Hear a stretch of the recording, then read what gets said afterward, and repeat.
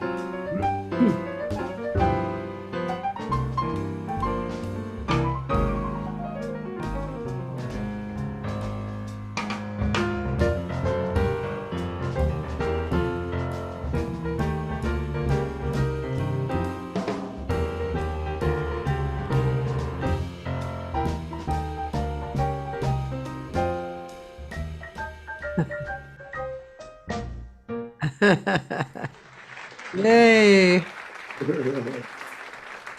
Boy, Dizzy's is a really great place too, isn't it? Yes, it is. It's a wonderful place to listen to music and to play as well. Uh, and I know I was just watching the traffic as we were playing that, watching the cars go back and forth. So it's really a scenic room, a great place to watch the band and also to see the city. Yeah, yeah, it's a really, and it's a great, I think the stage is very comfortable, right? Yes, it is. Yeah. Yeah. So ladies and gentlemen, this is the wonderful George Cables, and I'm just so pleased that you said yes to being on the show. And I've always been a fan of yours, not only as a musician, but as a person. So thank you. Thank you, Cathy. I'm really thrilled to be here and be able to speak with you from New York. And there you are, just in California, 3,000 miles away. And it's just like we were right across the table. Yeah, the last time we saw each other was at the Jazz Bakery with what's that group? The Cookers? Was it the Cookers that were there? Yeah, the Cookers, right? The big, Yeah. everybody like The loud band. It's the band with David Weiss, Billy Harper, Eddie Henderson. At the time, it was either Craig Handy or Donald Harrison. Donald Cecil Harris. McBee, yeah, and Cecil McBee and Billy Hart and myself. What a thrill, actually, sitting in the audience and being in the presence of everybody. And then the music, the music was like, oh God, it was so great. Oh boy, just Well, fantastic. it's a fun band. It's definitely a high energy band, and it's like we kind of all had parallel careers. Existences, yeah. I mean, because Billy was playing. Well, actually, Billy Hart had a lot to do with my being here, and doing what I'm doing, getting me started. Got me a gig with Buddy Montgomery in 1968, Yeah. and then we met at the St. Peter's Church where they used to do. It was called the Jazz Church, where John Coltrane's funeral was, and they had jazz vespers, and we met there. And next thing you know, we're hanging out in my basement, and Billy Harper was in the Art Blakey band when I joined the band. Art changed the band, but kept Billy Harper there. So when I got there, Billy Harper was part of the Billy Harper, Woody Shaw, who kind of pulled me into that, Buster Williams. And the trombonist that I'm sorry to say, I don't remember. That was just the 1 week he was there. But that band was together for a while. And Eddie Henderson was around. He was another messenger at one point or the other. And he was working with Herbie's band, the M1DC band, during the time I was working with Freddie Hubbard. So, and then we played together in under different circumstances. And let me see. Oh, Cecil McBee. Wow. We were doing things together for, I think from 68, 69, gigs in New York. So the older guys, I can say I'm the youngest of the old guys, but still one of the old guys. It's funny because I don't know. I like adjectives a lot, and when I do the PR for these things, the older people who, like yourself, who have been in the scene and have played, in such historic, wonderful things, I never know quite what to say. I don't want to say the oldest, one of the oldest. It just doesn't sound good to me. So I say historic because it really is historic. It's like you can't really compare you to a younger musician, no matter how good you both are. There's some, there's more to say about your history, and in one adjective, it's kind of hard to say, Well, I've been very, very fortunate because when I was coming up, I guess it was closer to the end of some of those guys, those iconic people who kind of shaped the music and Yeah. directed the music, who are instrumental in a bebop concept or Yeah. this, and I got to work actually for Duke Ellington at one point, and I got to play with Roy Eldridge, Mm. and of course I worked with Dexter, and Yeah. Freddie was great, Bobby Hutcherson, and Art Pepper, and those people that actually had a lot to do with the direction of the music as it grew.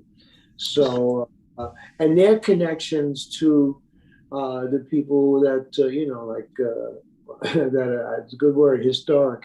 Those people who had some historic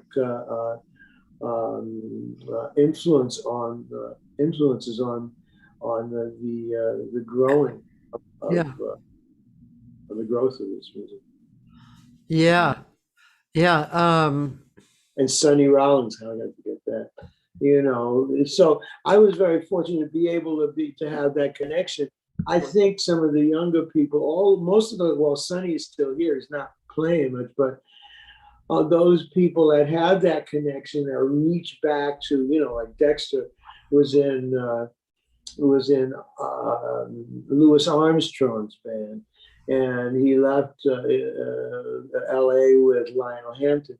So to have that connection, I'm very fortunate to have that connection to those people who are in on the close to the beginning of this movie. Yeah.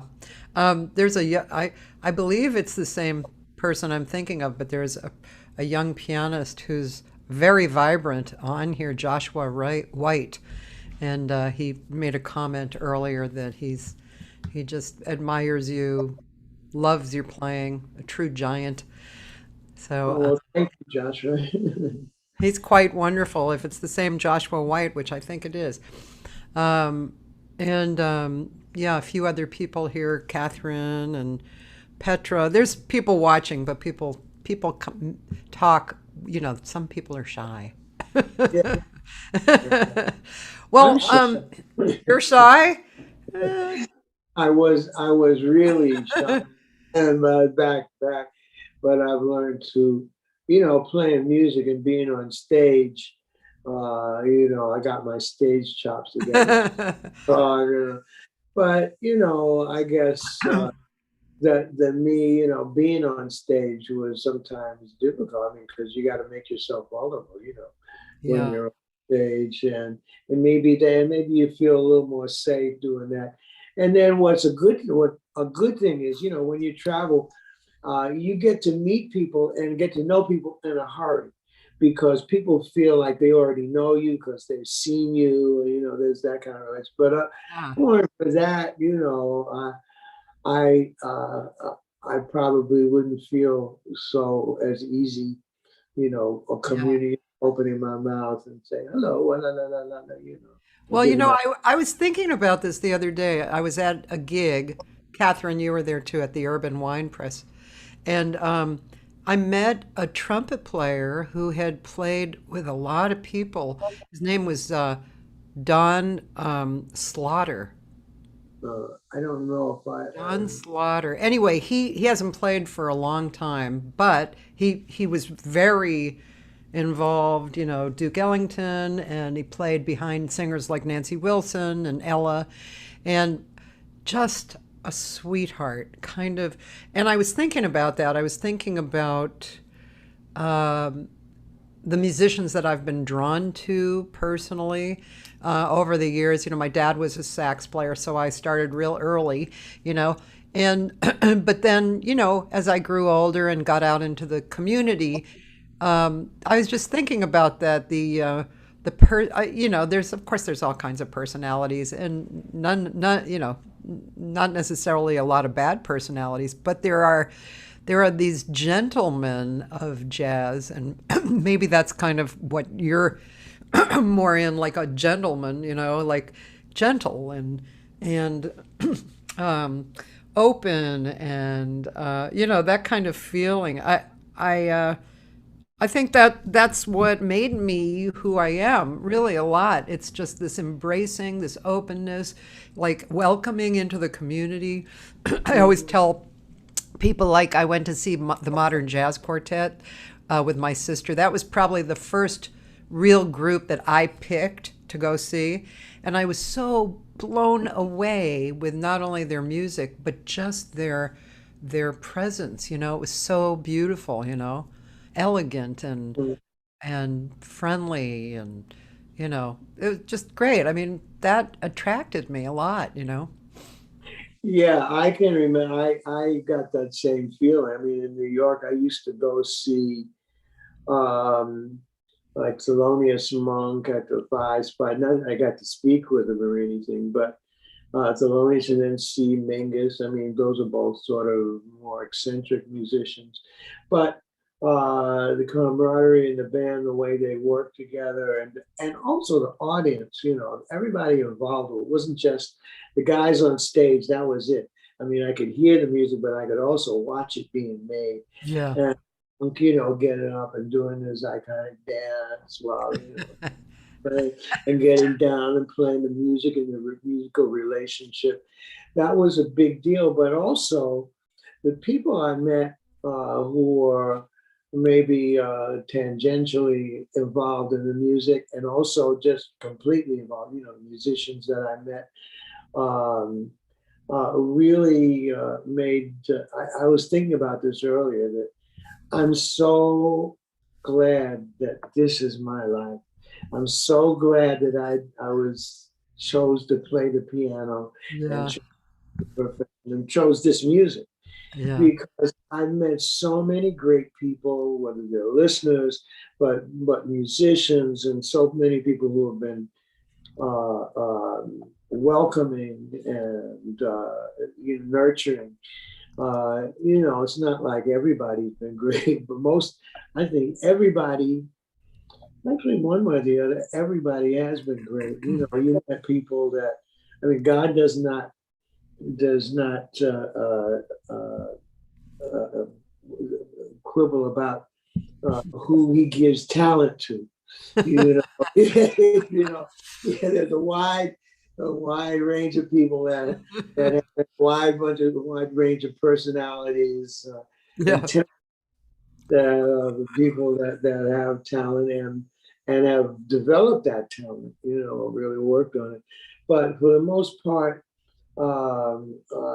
it's I can't imagine anything any better than this kind of world that we're in. Yeah. Like this music world or the jazz world. Uh, um, uh, I'm so grateful for having been able to play with the people I played with, and to still be able to play and go out and do what I want. Yeah. I have two questions for you that I'm interested in. Well, first of all, well, they're both kind of long questions, but um, speaking of what you just spoke of, I mean, I know how I feel looking back at my life and my career. And I mean, I had some great times, but your relationships and your musical experiences were pretty dramatic. And I just wonder how you feel when you look back now. Do you, is it, I don't know. I don't want to put words in your mouth. I'm just curious how it feels to you, to look back and to look at all the giants that you played with and the giant experience of your own. And I just wonder about that. Well, I was kind of alluding to some of that when I was speaking before, but I had been thinking about this, how fortunate I feel, and I look back and sometimes I wonder, how did I get to be here? How did I get to play? How did I get to be on the stage, same stage with Art Blakey or Roach or somebody? Or how did I get to spend time and gain the trust of Freddie Hubbard? Bobby Hutcherson, Art Pepper, uh, and that's something that really that I'll never get over. I mean, it's been I mean, like to me, it's been like a miracle because I've always felt like I've been playing catch up. I didn't really know anything about jazz until sometime I got into high school. And then somebody played something for me. And I hate to admit it, somebody played some Charlie Parker on this scratchy record. Oh, check that out. What is that? Then, wow. Then later I started to hear, like Blakey, Drum Suite. That record was drummed with I was having a senior moment here with Ray Bryant Okay. and Oscar Pettiford on one side and the Messengers on the other. On one side, the side that Ray Bryant was on had extra percussion. And that was the record they did, Cubano Chant and Oscalypso. That was a big influence. That was the beginning. And the Thelonious Monk Town Hall concert, that was a big deal. And I'm asking and the Dave Brubeck Take Five record. That was probably about 1960 that I was starting to listen to that. I had to ask my friends, well, how do you improvise? What is it? And I got the simple explanation, which was the best. Well, you take the chords of the song, the structure, and you play over the chords. Okay. Nobody was telling me about, well, you have to use this mode, that mode. So um, I got the idea, and I kind of gradually eased into that. But a lot of things happen, like sometimes the first time I was playing with somebody would be the first time I'd ever seen them. Like first time I was playing with Art Pepper was the first time I saw him. The first time I played with Sonny Rollins was the first time. Well, the first time he called me for a quote unquote rehearsal. And he said, oh, this is Sonny Rollins. I said, who? Because it's not like I imagine he might have thought, maybe he doesn't know who I am. But I was just said, no, Sonny Rollins, why would he be calling me? So he called me for a rehearsal. We went down to George Braith's place on Spring Street, and he had a sort of a little place that you could play music, and it wasn't a lot because it wasn't up, but it was like that. And I could hear the saxophone coming closer to the door after I knocked on the door. It was this large gentleman, Sonny Rollins, with his saxophone in his hand, opening the door and welcoming me. But it was just him and me, Wow. So it was an audition. It wasn't a rehearsal. Oh, yeah. So, doing that, and then, well, I'll tell you, he asked me when we got to the piano, we went right there. And he asked me if I knew love letters. I said, no. And right away put the sheet music up. It was in C. We played it. And he said, okay, let's do it in D flat. All right. So transpose. Okay, C to D flat. That was all right. And the next piece, he asked me, he said, okay, what about Body and Soul, E flat? I'm saying to myself, great, I'm home free. I know this. So we did that. And after we finished it, okay, let's do it in E major. All right. So we went through there, we did that. And he made some complimentary remark to George Braith, who was back in the back. And I would imagine that was basically for my benefit. Yeah. But still, I was trying my best to be cool. Yeah. But I felt like my smile was from ear to ear. But I was trying to be cool. The next rehearsal was, the next one really was sort of rehearsal. I mean, we called it a sort of rehearsal audition to see how we work together was Buster Williams and Tootie Heath. So now Buster, I met Buster when we started working with Art Blakey. Yeah. Uh, and Tootie, I think it was the first time, that was when I met Tootie. But there was so many, this is my life in that way has been a real adventure. And it's an adventure and a series of miracles, as far as I'm concerned, of being in the right place, at the right time, playing, and getting a rapport with musicians. I can say that rather than my when I started and kind of was wanting to play music and be on stage, it wasn't that I wanted to be the star. I wanted my band. I wanted to do this. It was just let me be a part of this music. And if I could be, and then that was I got my wish, and I got my wish on steroids because working with, I remember working with Woody Shaw and Booker Irvin, with just the rhythm section thing, Lenny White and Clint Houston. That was our neighborhood band. And before that, our first drummer in my neighborhood band was Billy Cobham. Oh, So, Billy Cobham, Clint Houston, and myself, and Lenny was there, and Woody kind of liked us, so I think he got us a gig. Lenny and I a gig with he got Lenny and me a gig with Jackie McLean, Slugs, and then a couple weeks later, I know as I'm working with Art Blakey because of Woody, and gosh, what were you at that age? What was your age at that time? I was 1969. I was about 25, Oh my God. 24, Yeah. 59, 24, 25. Yeah.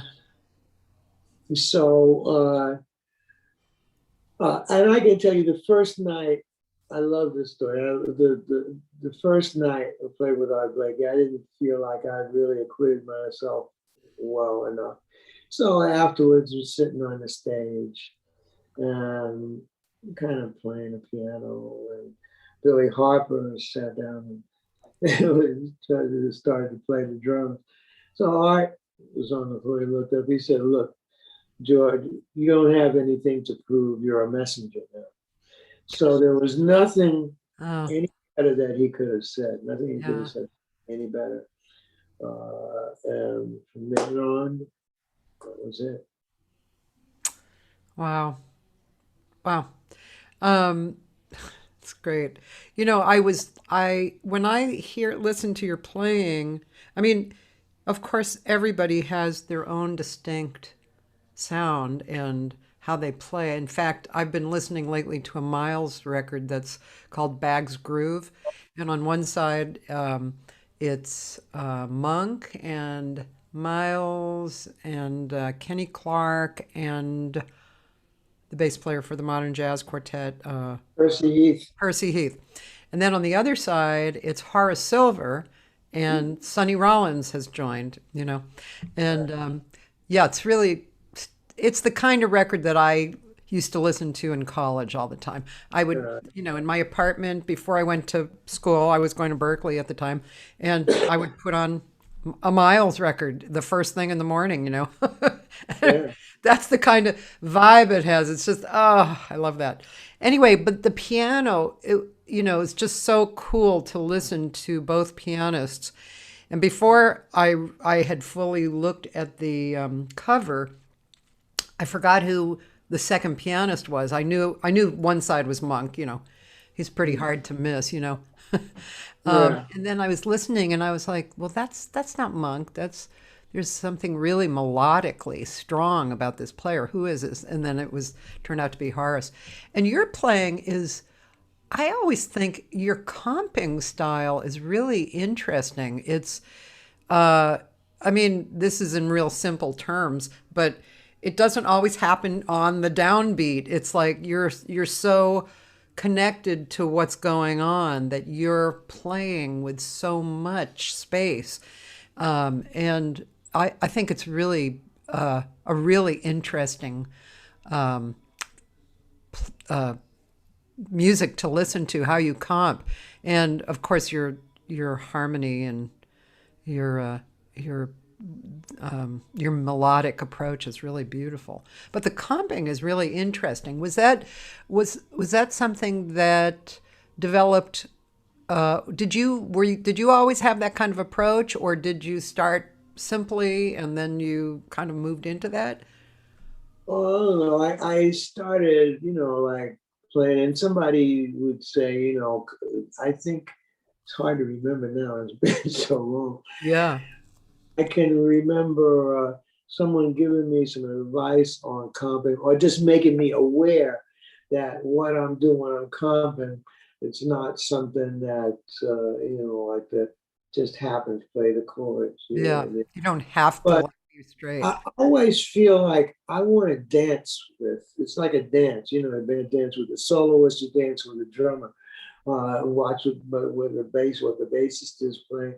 But I always, I got a thing for the drums, the percussion instrument, the piano. Yeah, So I think playing with the drums is really important, and then that helps to pull the band together. yeah, You know, create some tension and then release it when you do some in concert with the drums. And playing with the soloist, uh, that's another dance. I mean, listen to what he's doing melodically, maybe harmonically. You can get up under him and do something that supports him, and maybe he's going somewhere, or maybe that something that you hear, or that might help him go in a certain direction, because everybody's, I think, not. I don't think no one's playing by themselves. yeah. You- They're listening for support, listening for this, and everybody's kind of dancing with uh, with everybody else, hopefully. But there's a lot of give and take, and that's what I love about playing music, is that there's a relationship with people, and it's something that you learn. I mean, it's a lesson, it's a life lesson, Yeah. how you deal with people in life as well. Maybe you may not agree with them, or maybe, but you know where they're going, where they're coming from. Maybe you can, make your be free enough to do your thing, allow them to do their thing, and still come together in different places.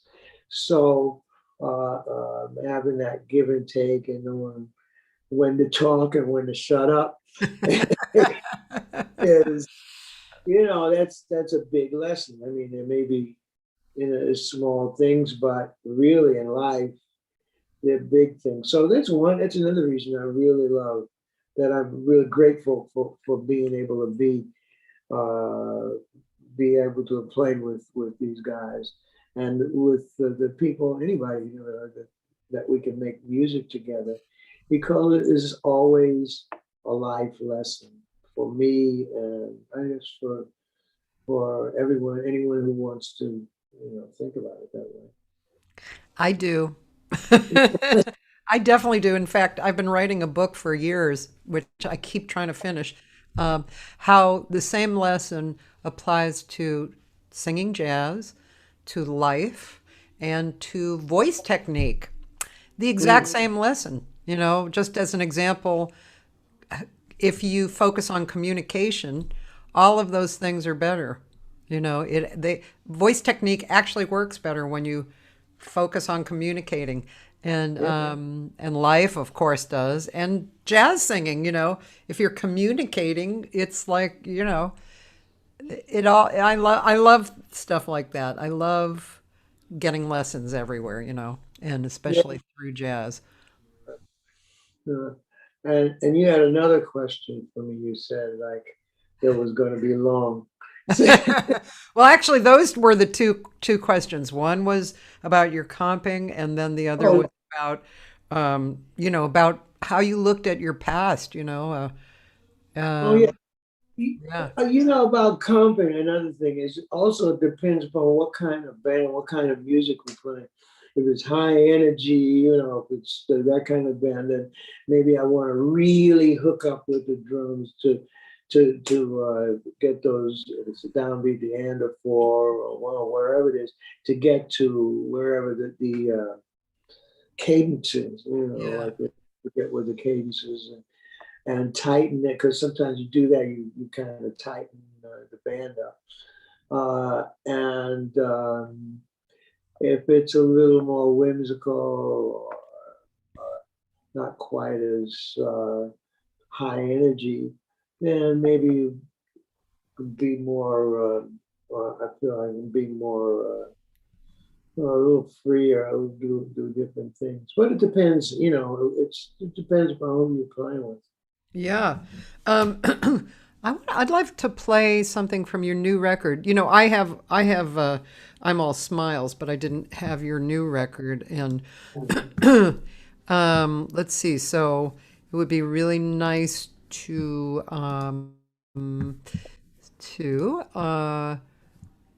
what, are these? No, these are not. Are these are, no, it's from Too Close to Comfort, right? Oh yeah, too close. So, any particular song you'd like me to play? Well, you play Too Close for Comfort, or you know, that, or This Is My Song. Okay. I like the title of that song. Is this your original or? Yes, yeah. And I was gonna call it My Song until I realized that Keith Jarrett had a piece called My Song. Yes.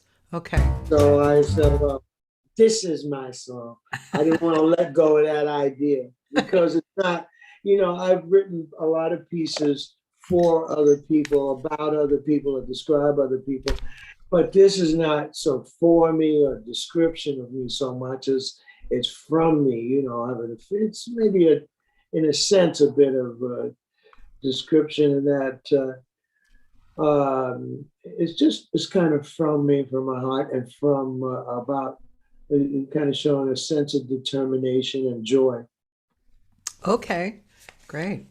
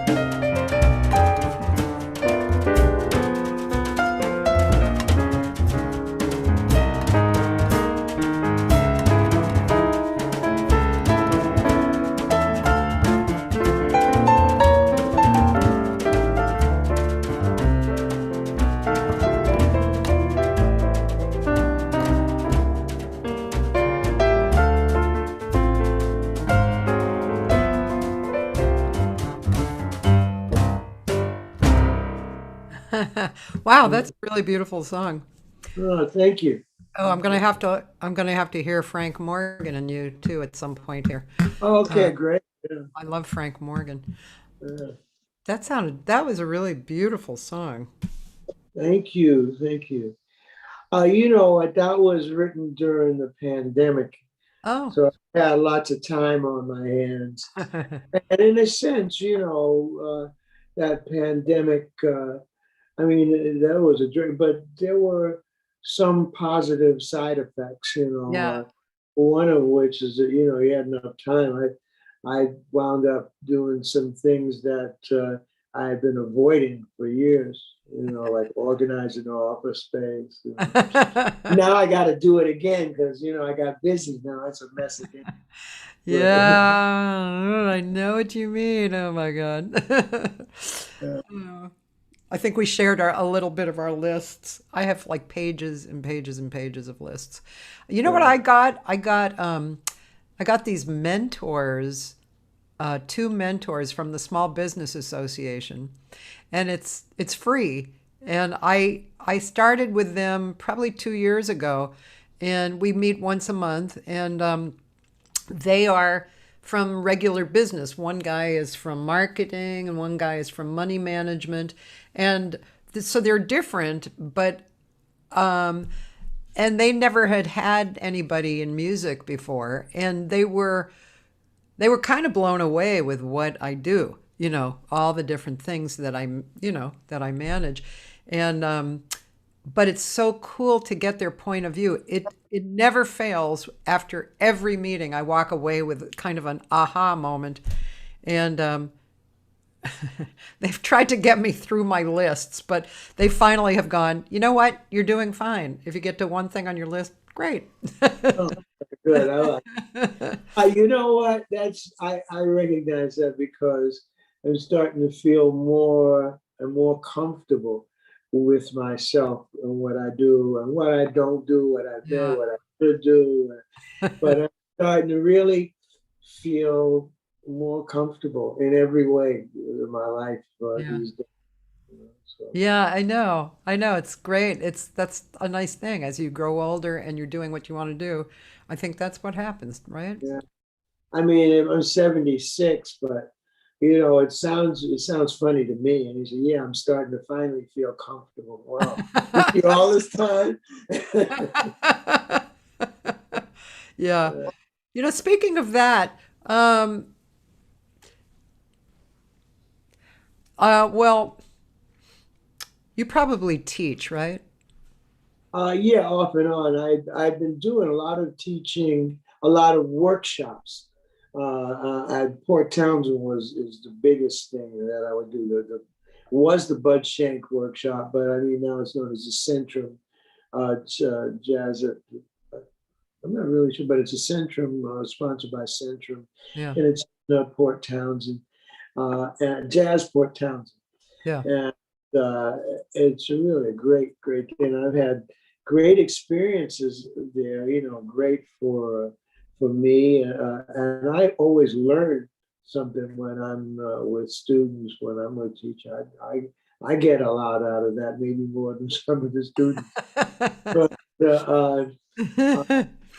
I haven't, and occasion I used to do stuff at the new school, but when I started to deal with this leg thing, I I had to drop out of that. So now occasionally I'll have students that way, but I still keep my hand in with an occasional private student or doing stuff online with that's like maybe sort of speaking to somebody or giving one lesson or doing something for a workshop. And Yeah. I'm hoping to get back to doing more Port Townsend next year. Yeah, that'd be great. It's live. Yeah. This year we're doing that online. Yeah. So as a teacher, as a fellow teacher, how do you encourage students to find their own voice? Because Ah, that's such good. a talking about turning 76 and, just kind of being okay with with everything, which happens at various times as you're growing older. It's like, oh, now I feel really good. And then a few years later, well, now I feel really good. All right. Well, that's a big deal with me. That's one of my things. I've seen teachers who are really strict about do this, you got to do it this way, that way, Yeah. the other. And sometimes even yell at students, really make them feel like not so good.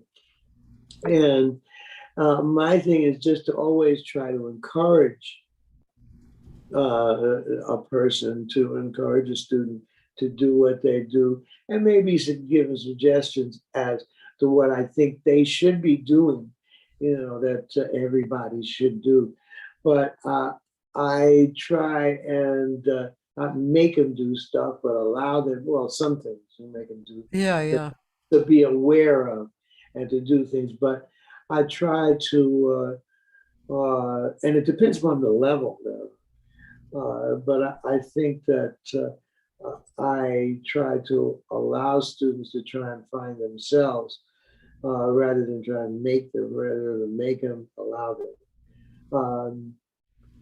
And try to encourage them in what they're doing and what they're thinking about, and what I think they need to do, the tools that they need to have in order to get to where they want to be. Yeah. I've had some students like that. I'm saying to myself now, what am I going to teach him?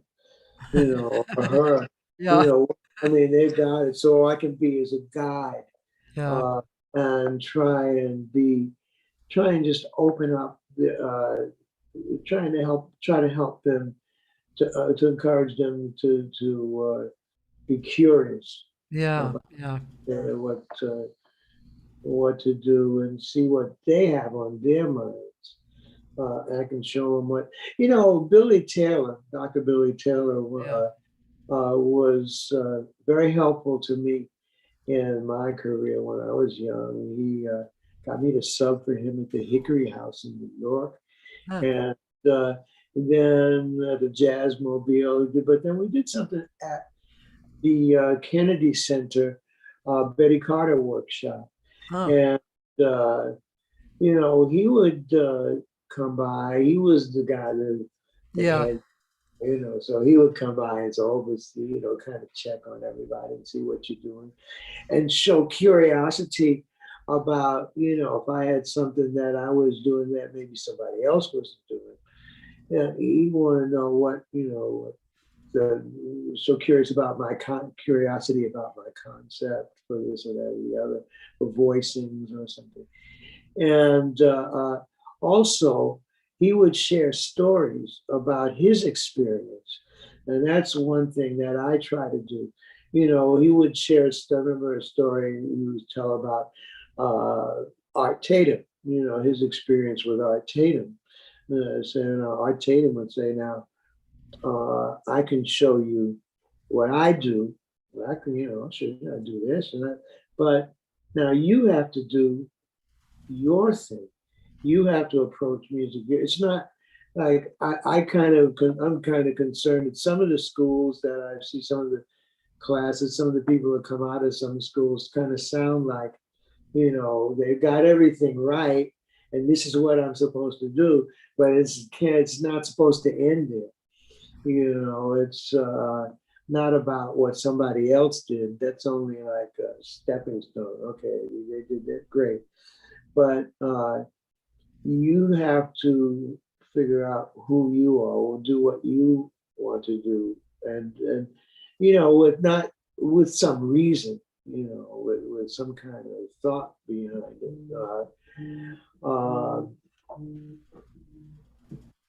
Okay. So you have to do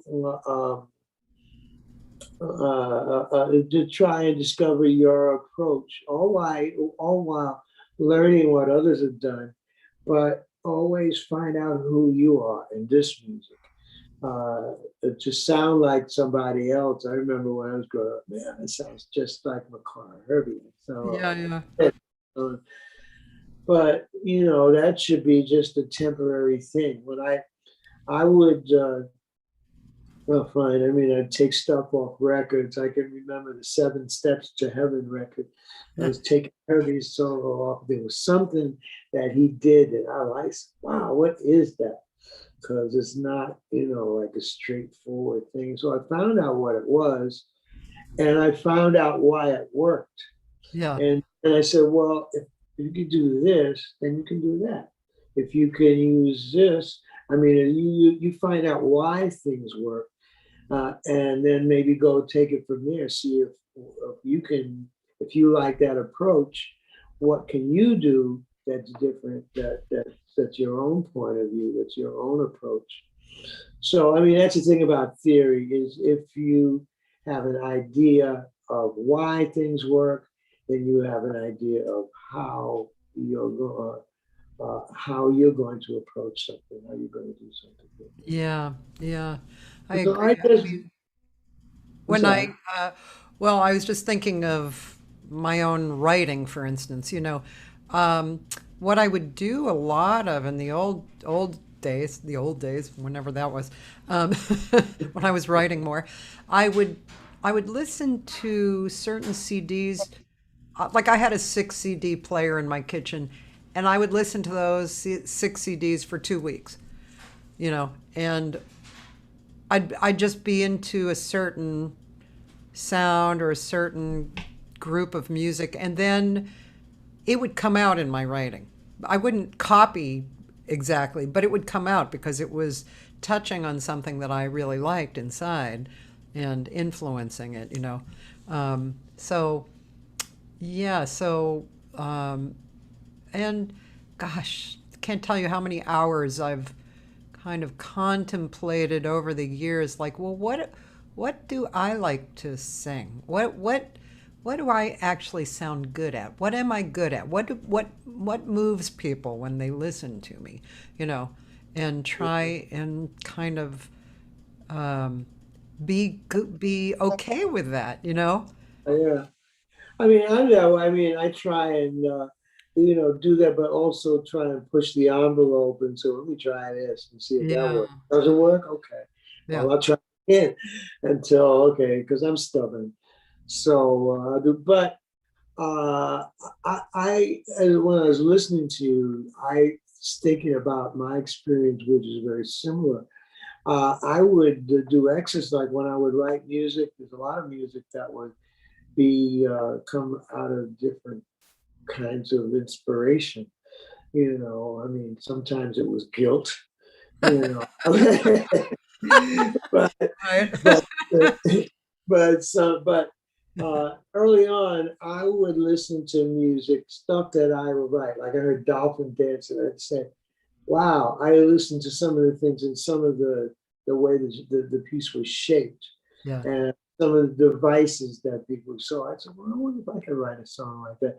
So I'd write something and maybe use a couple of devices that were, like to help develop the piece. And refer to that, or I heard another piece, I think it was some more of a samba bossa piece that I said, oh, but I could write a piece like that. And let me do this and use it as an exercise and use some different devices to do that. And then later on, as I grew, I would kind of help rewrite those pieces, yeah, re some of the pieces, put them away for some years, and then come back and find something else that, maybe get deeper into that piece.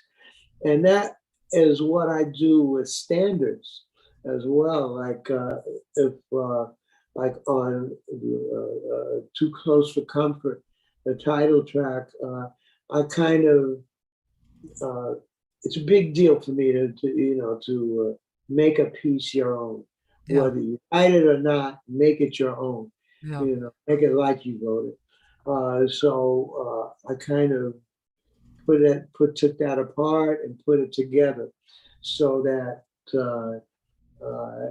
it's got my signature on it. Sometimes, I try not to be too contrived, yeah, but and keep everything intact. But rewriting a piece or finding something, looking at a piece and finding something in the piece that's already there, I think. It's already there. It's like when you have a piece of stone or a piece of marble and you're going to get a sculpture out of it. So I've heard artists say, yeah, it's in there. I can feel it's in this material, and I just got to see if I can get it out. And that's kind of like my approach to writing and arranging, like especially writing and rewriting. Doing I Should Care and looking at the melody and saying, wow, you could do this with that. And that, is something that really excites me. The theory, the study of theory, music theory, is something that really is exciting for me. That has been exciting for me. And so that I think just about every piece I play, I don't think there's one piece I play like it was written. Even if it's just one little thing, it's, oh wow, you can do this. Tweak it a little bit, because it's not about just the piece. It's here, what's right, what's correct. It's about getting from one place to the next. It's about making a piece flower, making it blossom.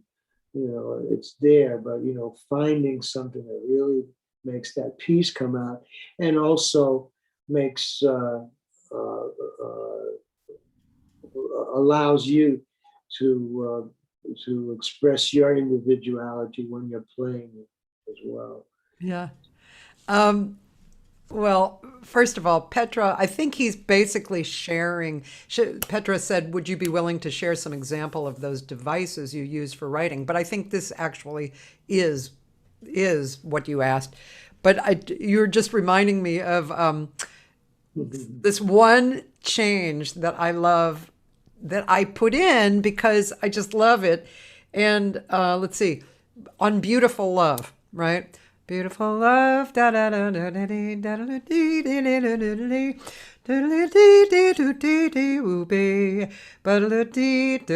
da da.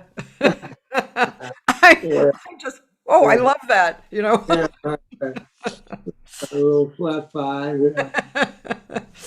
Yeah. I Actually, like. who was it? Oh gosh, I could never remember his name. Well, oh, so Jamie Finley, who's a great guitar player, he went to visit. That's who I could never remember.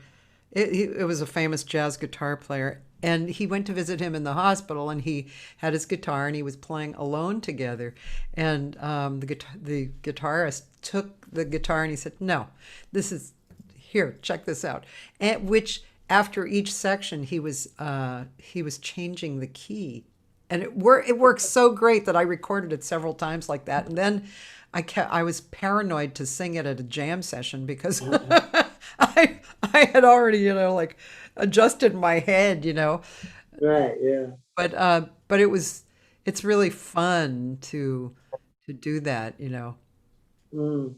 Yes, I agree. I mean, to discover a piece, to discover what it has, and that is another part of one of my philosophies. Or part of my philosophy is that when we talk about our creations and creating this and creating that, I rather not speak of what we do like that, because things are on this world. Everything is here already. We Yeah. ain't creating anything. We're discovering things. Yeah. Hey, it's like discovering what's there already. But doesn't mean that you're not creative. You're not being creative. Yeah. It takes a creative mind to make the discoveries of what's in this music, what's there, what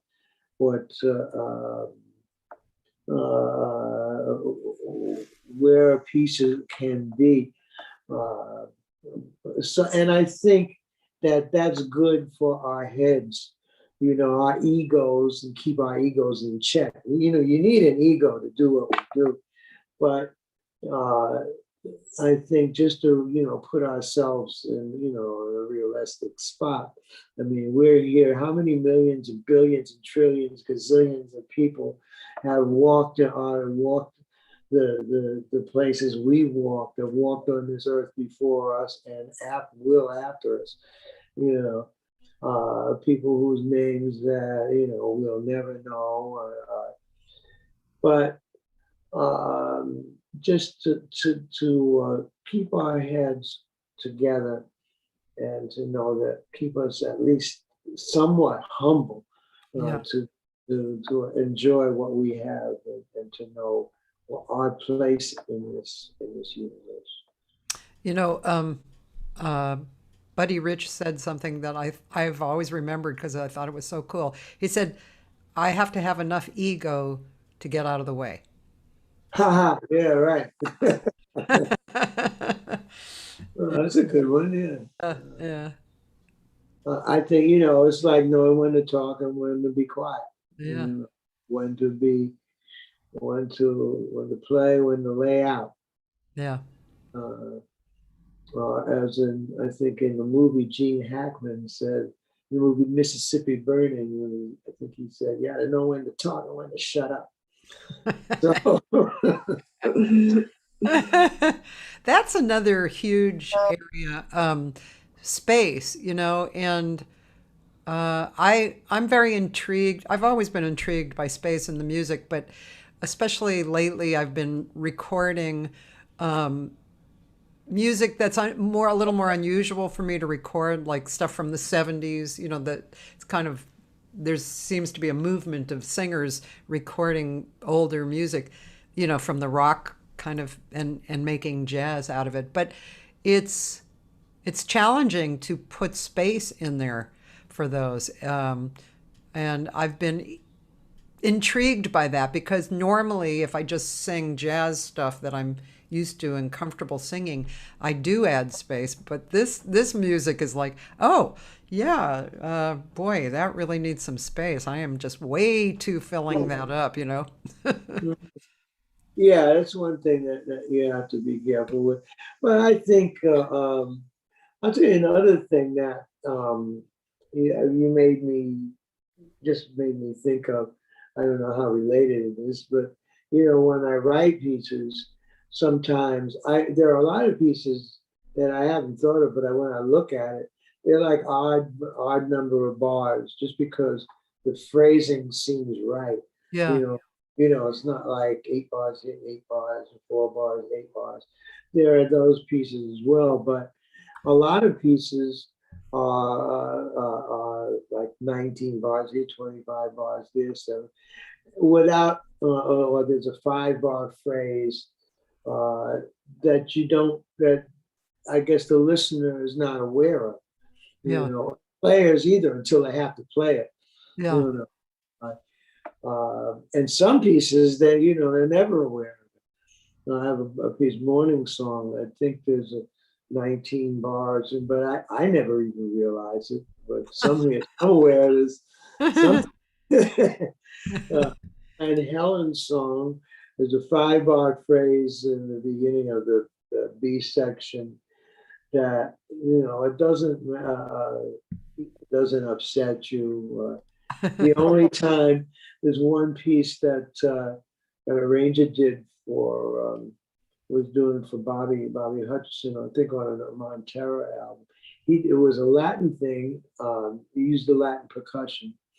And he said, well, I added one more bar. There's a 7 bar phrase because it was going to screw up not the timbale, the clave. yeah. So just to keep the clave there, I just added a bar, and I hadn't thought of that. But yeah, I think sometimes space like that, I related that to what you were saying, because sometimes things kind of work in a way that, well, when you're writing or when you're singing, maybe that an extra bar, you throw something in that maybe it just needs it and Yeah. it feels comfortable, but maybe it's not a conventional. Yeah. you Yeah. know. Yeah. Yay, space. Hey, should we listen to Too Close for Comfort? Okie dokie. Okay. And Too Close for Comfort. Okay, here we go.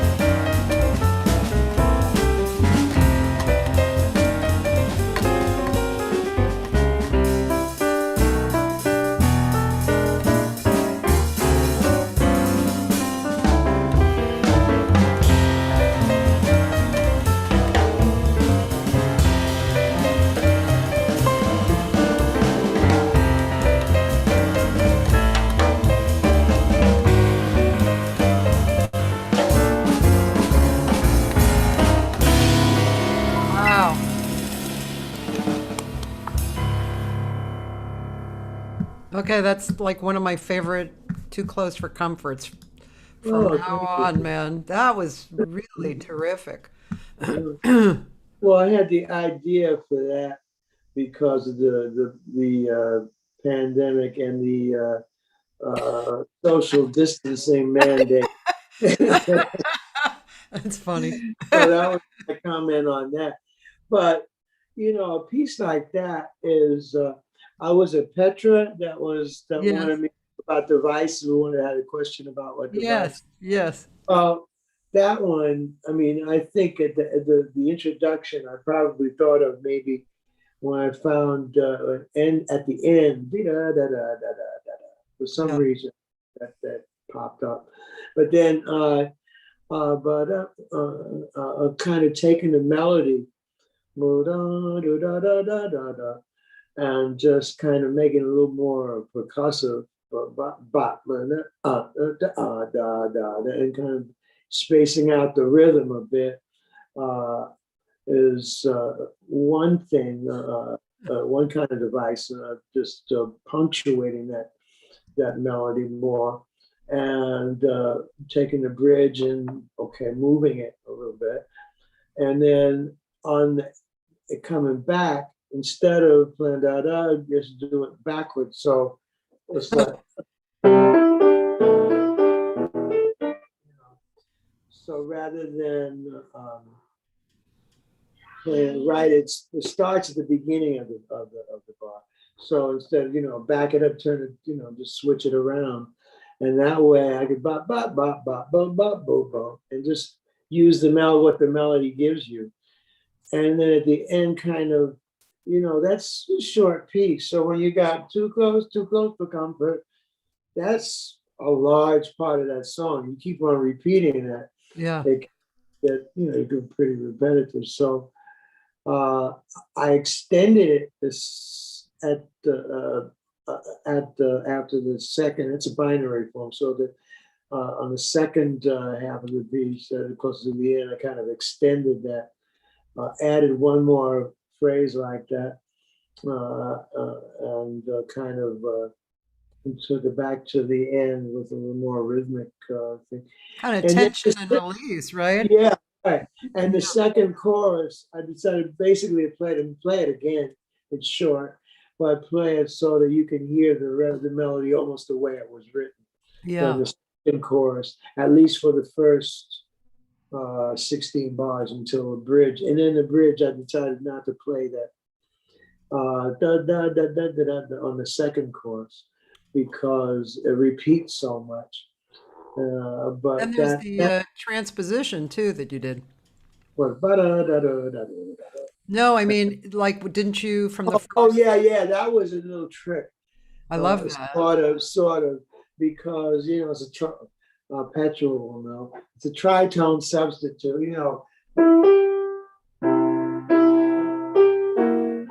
Instead of doing that, and the rest is in the same key. It's really in the same key, but when you start the melody,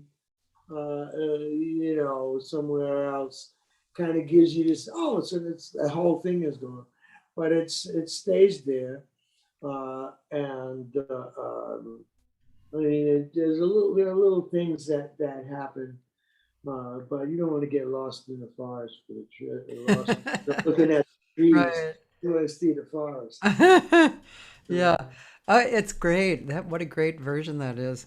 Hey, I'm curious, would you mind talking about your past health issues just even a little bit? Because that was something that you went through that was quite dramatic, and there was a lot of good that came out of it. I mean, community came together for you, and Yeah. Well, I had a few. I mean, there was a time I had transplant surgery, a kidney liver transplant, and and I'm still going. I'm like the Energizer Bunny, or like a Timex watch that keeps it. Take the licking, but keeps on ticking. So I've been very fortunate in that way, but yeah, I had issues with my leg, which was bad, but I was able to play as much, and I was teaching at the new school during this time, Oh, wow. and it was a little difficult because those first I had a wound in my leg, but this is because of poor circulation. I was like, well, anyway. So this little wound, instead of getting better, it got bigger and bigger and bigger and bigger. So that uh, I don't know if I should talk about it graphically because it might upset somebody, but I will anyway. You know, there are ulcers that became in my leg. It started my right leg and it got down to the fatty tissue and almost to the bone on my eye. So I was going to wound therapy, and you know, see, I would gets the stuff that was supposed to help, you know, and actually when they put the salve on, the doctor, it would seem like every time I went there, it would get bigger and bigger and bigger. Huh. So finally, it started to heal. That was good. And then my other leg kind of exploded to the point that uh, I didn't. I mean, my heel couldn't be repaired because it was gone because of the circulation, no blood going. So my heel was gone. I lost a lot of weight. I was like that, 98 pounds. Went to my liver post-transplant doctor. She's my favorite doctor. And she's been very helpful to me. And she's my favorite doctor because she's very concerned. And I saw her she would get excited about new therapies, new treatments for this and that and the other.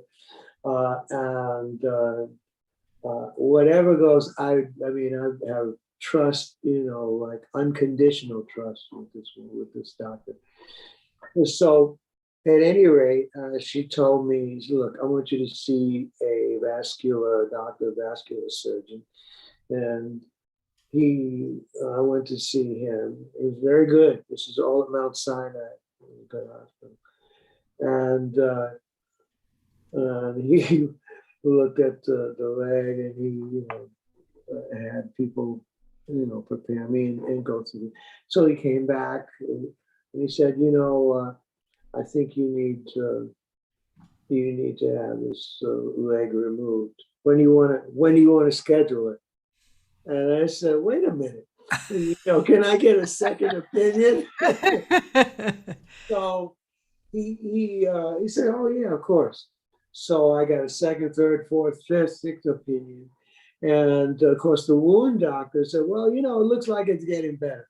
But he was the only one that, you know, wanted to keep on working on it. Everybody else said, look, I went to a plastic surgeon. I went to another vascular surgeon, vascular doctor. And they did the plastic surgeon who said that, hey, look, there's no way we can repair your heel because it's just gone. And everybody else suggested I do this. So I went to another guy that who was a wound specialist, and he had been a vascular surgeon as well. So he said, you know, you got to remember that when you go to a doctor, they're going to give you their opinion from the point of view of their specialty. So I felt really good with him because I was really miserable because it's, you know, it was very painful. I was taking a lot of pain meds, and I'd taken tramadol first, and then they gave me oxycodone, and I was taking quite a bit of that. So I was ready to do anything, you know. And I got to tell you that it may sound strange, it may sound weird, but once they took the leg, it was a relief. Because all of that pain, I mean, even sitting at the piano for more than 5 minutes was difficult. And I made a couple of gigs like doing that as it got worse, but it was always, you know, it was always difficult. But I I decided to go ahead, look, take it. When can you do it? As soon as possible. And when they did, once they amputated the leg, and once I got back into recovery, just the day, right after the surgery, they were giving me half as much oxycodone as they were before I had, Wow. you know. Yeah. So that half as much was for the pain of the surgery. Yeah. So I definitely felt relieved, and it was harder, with the leg, Yeah. But and during that time, I think I told you this that friends and extended family got together, did a GoFundMe, and also did, and they called themselves Team George. And they did everything they could to make sure that everything was okay for me. And they were all in California. I'm in New York, So I had, and then my brother-in-law came to the house, stayed here, and oversaw like some of the things that I had to be put, like had to have chairlifts put in the going from the attic to the ground floor, and from here to the basement, and had to have a ramp put on the front. Had to redo the bathroom, and all this. I wasn't working or anything, and all I could say is that that was what people sent, those donations, and that were really helpful. And I got way more than I had thought I would. I mean, I was overwhelmed with that. And then the messages of support were really as important, if not more important to me, because they helped me with my determination to deal with everything and to come back better, stronger, and to make sure that I could play some music that, I feel like whatever I do now, I owe, that's what I owe everyone. So, and I was telling you before, so now all my Facebook friends, I try to make sure that every day I go to that birthday page and wish everybody's birthday who's up there happy birthday. I mean, it's not much a simple thing, but it's just that, that being responsive to all those people that have shown love and support and care, that really means so much. So I do that, and I go through and see somebody's birthday. Happy birthday, happy anniversary, congratulations, whatever it is, and just try to really stay connected in that way. So everything these days means that much more. And on this CD, there's a piece called "Circle of Love," which I wrote first, was dedicated to Team George, and then secondly to everyone who expressed concern and love during that time. So, and that's what I get out of playing music, and I love playing like a lot of small places because there's immediate contact there. There's you can reach out and touch somebody, and as physically as well as musically. So that's something that's very important to me. And thank you for asking me, because I welcome the chance to say that, to express my gratitude, and it makes everything that much more important to when I'm making music or writing a new piece or whatever I'm doing. So yeah, that was a good experience. I mean, in a way, those were great experience. Yeah, it's really interesting. Yeah.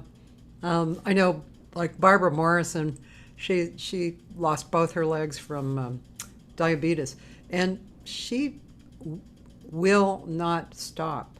She is, I mean, she can do 3 gigs in a day. She'll travel and then come back and do a gig, and you know, and she's inspirational, and I mean, she's just kind of a hero, in that way. She just, yeah.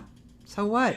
Yeah, I mean, yeah, that's right. I mean, it's different because there are other things you have to deal with. Like if you're traveling, if you're getting on a plane or going, dealing with hotel rooms, what you need is different, and how long it takes you to get ready, or what you have to Yeah. do to, like to wash out your liner, and then and my leg, by the way, it's an above the knee amputation, but my leg has a microprocessor knee, and my leg, in a way, is like my iPhone because I have to plug it in at night, to charge it so that the knee Wow. works. You know, the knee, responds to my movement. Otherwise, it would just be like that. It would just, there's not, Wow. legs not moving. Yeah, yeah. That's interesting. Yeah. Wow. Let's see.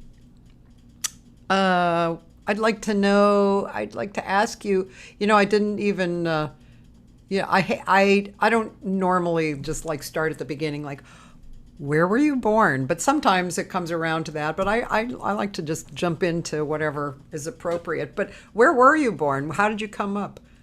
Oh, I was born in Brooklyn, and I Oh, was born in a Brooklyn hospital. You can't get too much more Brooklyn than that. yeah. And my first address was on Gates Avenue in Brooklyn, in Bed-Stuy. And I was there for 7 years. And the next 2 years, I was again in Bed-Stuy on Chauncey Street between Ralph and Howard for those Brooklynites that are out there. And then I moved into Queens, to St. Albans. And I didn't really, jazz was not a part of my life growing, those days. Not until I got to high school. Went to the high school of performing arts, which Oh, was great. It was Midtown Manhattan, 46th Street between wow. 6th and 7th Avenues, 120 West 46th Street. And that was one of the great, great things that happened to me in my life because there were about 650 students in that whole high school. And that's a school that the movie Fame was about. The TV series Fame was about. And in the film and in the TV series, they used the facade of the church across the street, but this old building, that so it was not large, it wasn't small. The boys, like in the music department, gym was a joke. I mean, we played volleyball in the basement, but the ceiling was a low ceiling, and there was a little spot. There was a basketball hoop, so we sort of could play a little bit there. But that was it for gym. But during lunchtime, we had like we'd eat lunch for the first half, 20 minutes, and then we'd have records playing in what we call the basement, which was the ground floor. You walk in, and we'd move everything, and we'd dance Huh. for 20 minutes. It was like a dance every day, Wow. every lunchtime. So yeah, that was great. Huh. And I got to take the bus to the subway and subway in F train, the 47th and 50th, Rockefeller Center, and then do the reverse. And that, by the way, is when I started to hear, I guess maybe come my junior year, I get out of the subway coming back, the buses were there, and that was their very first stop. They would stop there and wait and pick up all passengers before they even got to the bus terminal. Yeah. And there was a pizzeria there. I go in, and they had this a jukebox, and Yeah. I found this thing called Little Tracy, which was a Wynton Kelly piece that was on. I guess to me it was an obscure record called "Coming in the Back Door," which was sort of an MOR, middle of the road. No, easy listening, middle of the road. Yeah, Yeah. Yeah. record. And it had stuff like, I don't know if you remember, there was a thing called Quiet Village that was sort of a little hit. It was like music, an instrumental hit. And was Peter Gunn on that one?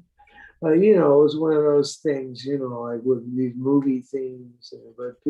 But Wynton Kelly did, and you can find it for those listening. You can find Little Tracy on YouTube, Yeah. and it's a nice little calypso. It's about 2.5 minutes long, and I would play that every day, and that got to be, in a way, so is the quintessential sound of jazz piano to me, Huh. of Wynton Kelly, because Wynton Kelly. Yeah, man. well, he was, when he was playing with Miles, Jimmy Cobb said, Miles leaned over to Jimmy and said, "Boy, I wish I could swing like Wynton." And Jimmy turned to him and said, "Yeah, me too." Oh.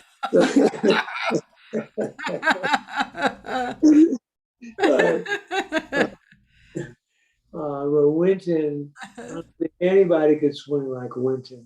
Yeah. To me, it was just so exciting, his thing. And when he was with Miles, I loved that. I mean, he's on Freddie Freeloader, on Day My Prince Will Come, Someday My Prince Will Come. Yeah. By the way, I have a friend who's from the Bronx here, Roland Askerons, and he said he tried to get into that school, and he said it was hard. He didn't make it, and he also said that your music saw him through his divorce. Yeah, mine too. Ah. Thank you. Oh gosh. Well, thank you for that. That's good. I mean, I'm glad to be of help in any way. Oh yeah, for my divorce I had Annie Lennox over and over and over again. Oh my God. Oh. Well, yeah, I had some moments with. I mean, I used to have was great for me if I was down or if I was up. Was the Billie Holiday "Lady in Satin," Ah, uh, uh, uh, and especially well, "All We Know." When she did oh "All yeah. We Know," and that was great. But that record was, oh, for heaven's sake. Oh, Uh, beautiful uh, song. yeah, uh, yeah. That's a standby record. But Miles, and I'll tell you another record for me that I was really like a landmark record, aside from Seven Seconds, but really, which was like my encyclopedia, my go-to book, the reminders, was Miles Davis live Philharmonic Hall, My Funny Valentine, Yeah. which he did that, and Stella by Starlight. Well, you learn a lot from those things. I mean, about harmony, how to harmonize, how to reharmonize, how to bring, and for Petra, like if you can tell I'm taking something like My Funny Valentine, is can I do that? Can I Yeah. do that? Yeah. So in the book it says it's all C minor, or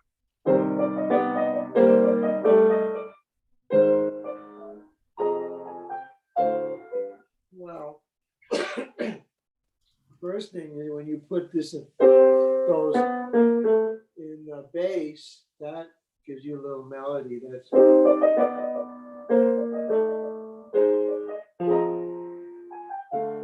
just the beginning. So even to take that, like when you go, that implies that could be like a 5-1.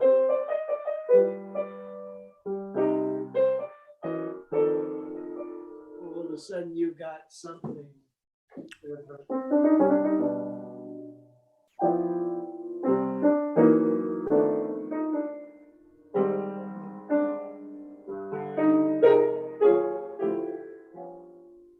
of a sudden there's something a little different. Now the second time you have that same thing, but the melody allows you to go instead of make that a whole different chord.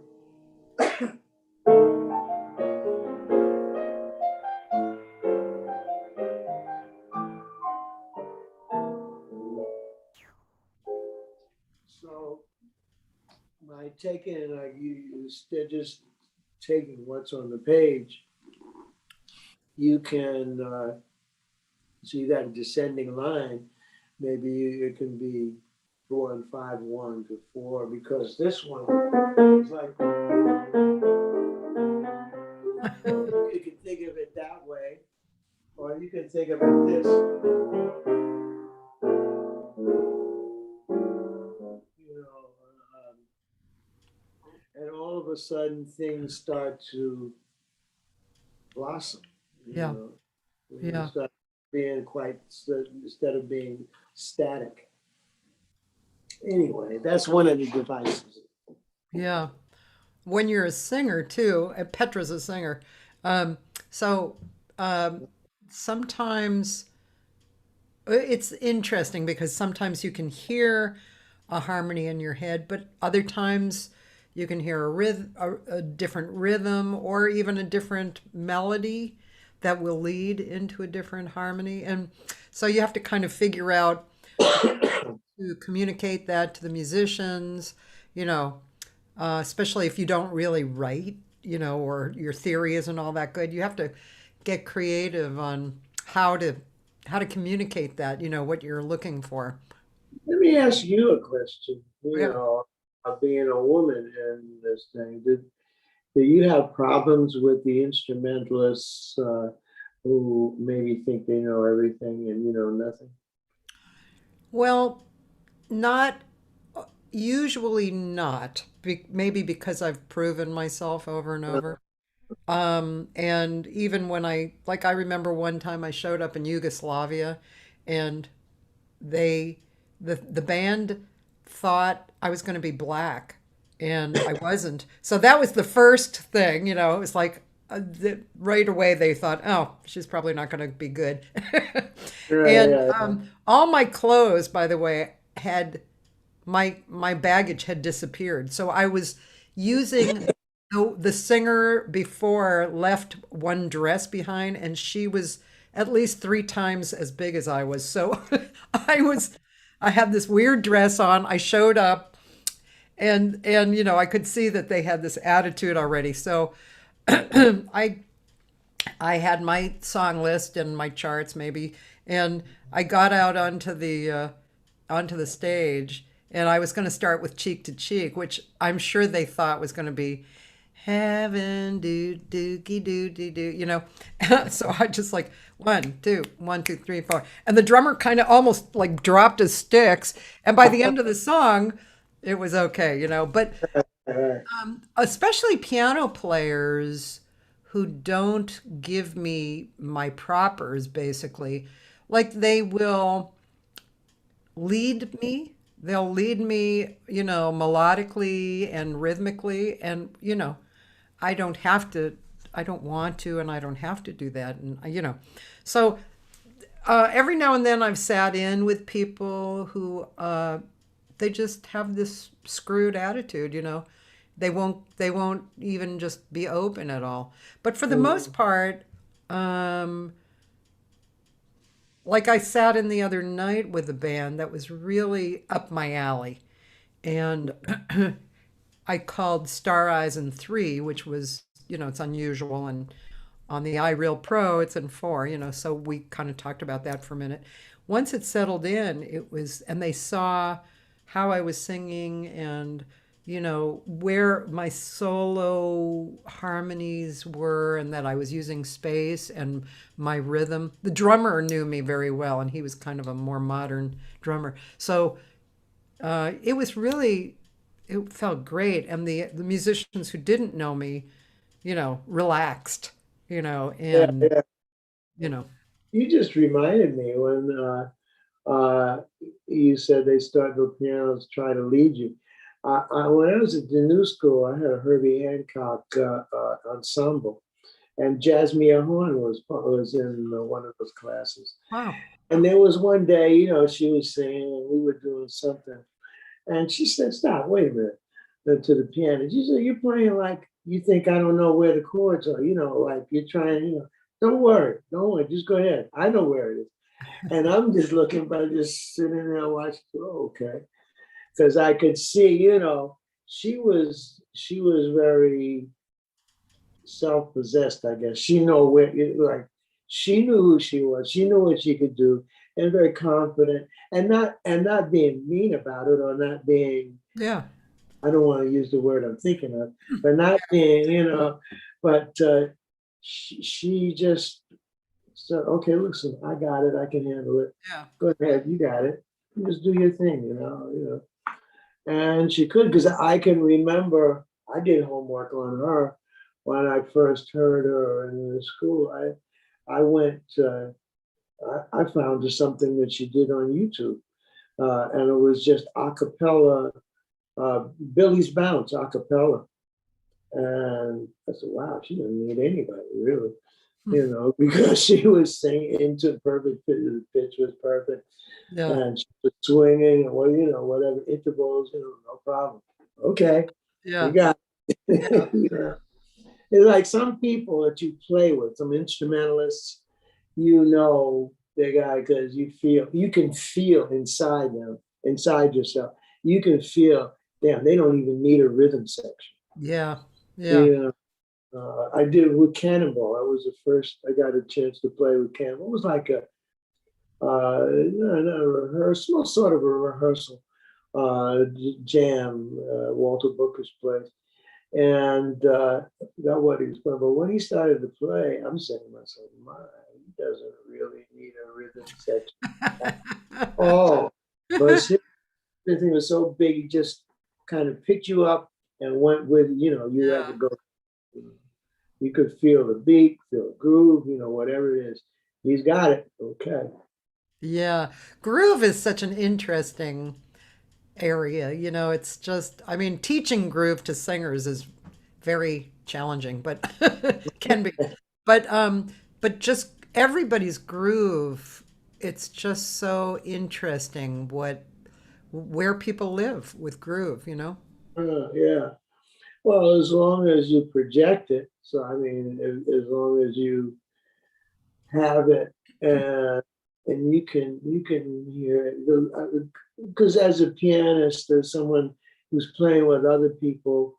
You want to feel where they are, especially the soloist, if it's a vocalist or an instrumentalist, to feel where they are, what they're thinking about, whether they just depending on you or to supply whatever, or whether, first of all, this is their thing.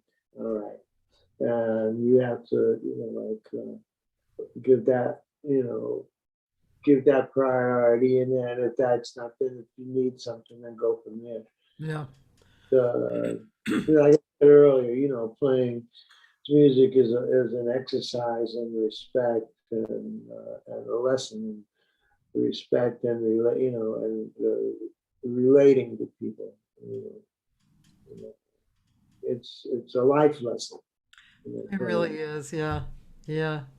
I have a drummer who I've been working with recently, and he's kind of a more of a I don't want to say simple, but like kind of simple, more precise player. He doesn't really stretch out and do a lot of colors, which I like in drummers, but he listens and he connects so beautifully. His time is great.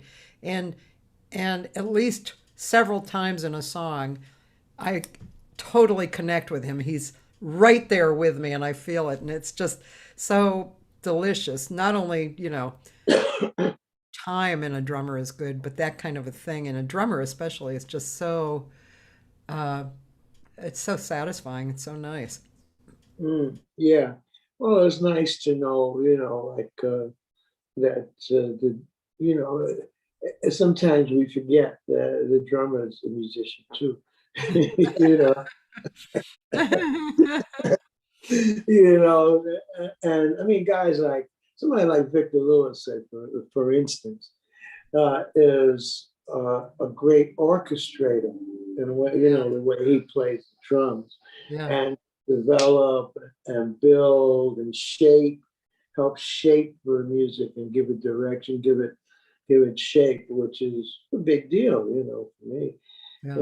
So they don't just, like beat this thing I, in my relation, I feel like I really relate to the drummers. The drummers is really important to me to help find, like to solidify the groove, solidify where I'm coming from, and reinforce what that groove is. And for the Yeah, band, that's really important to play so that everybody has their freedom. Anybody can do what they want, but it's got to be, yeah. with us, you got to be listening. I remember one time I was at the old Catalina's in Hollywood, and I went to see Kenny Kirkland, Jeff Uh, Tain Watts, and did you ever know Dave Carpenter, the bass player? I'm not sure. His name is familiar, but I'm not. Yeah. Uh, Well, I can't he was a place it. great player, and he was well known in LA, especially, and just a great player. And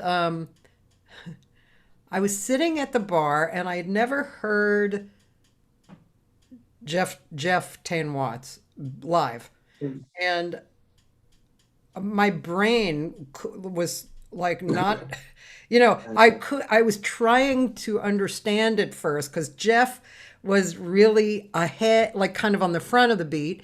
Kenny Kirkland was kind of on the back of the beat, and I finally heard that Dave was smack in the middle, and So, then my head started, stretching and doing that thing when you hear great music. Wow, that was a really amazing musical group, you know. good, yeah. Oh, that's something that I mean. I had a band with Jeff and James Genus and Gary Bartz, all Mm, Cable's project, and I loved playing with them. That was a great combination of people that were able to make music and uh, be responsive to each other and feel pretty much free and develop, kind of explore different areas, different things. And I know I had some pieces. I mean, there were pieces I haven't played. Actually, there's one piece I haven't played since then that Jeff loved to play. He said, "That's mine."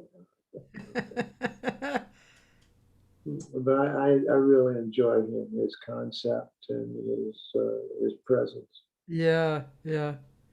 Well, George, I want to thank you so much for spending 2 hours of your time. Wow, it's going fast. I know. So it usually does.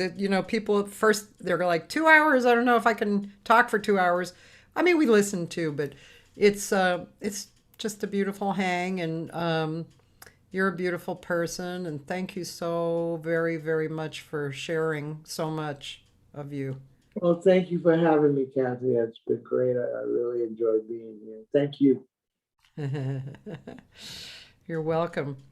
And ladies and gentlemen, now now you know some of you've seen some of what George has on Spotify, which I'm going to start listening to the rest of the day. And tomorrow I have a great drummer here who lives in LA, who originally is from South Africa, named Kendall Kay. He's one of the drummers that, people use here. And and then it's going to be archives. Roy McCurdy is in the archive the rest of the week. Frank Potenza, Laurie Antonioli, and then back to live the following week. And you can always go to my website to see who is coming up.